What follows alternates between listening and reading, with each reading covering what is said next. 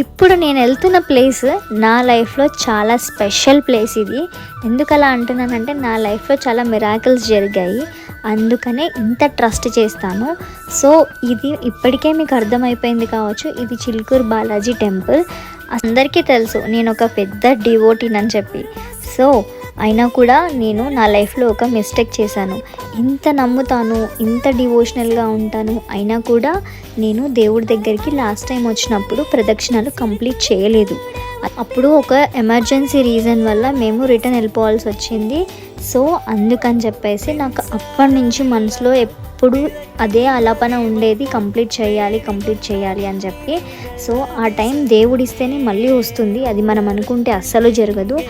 అప్పటి నుంచి కొన్ని ఇయర్స్ తర్వాత నాకు దేవుడు మళ్ళీ ఆ దర్శనాన్ని ఇచ్చారు. సో అందుకని చెప్పేసి మళ్ళీ బాలాజీ దర్శనానికి వచ్చేసాము. సో అందరూ హ్యాపీగా ఉండాలి, అందులో నేను ఉండాలి.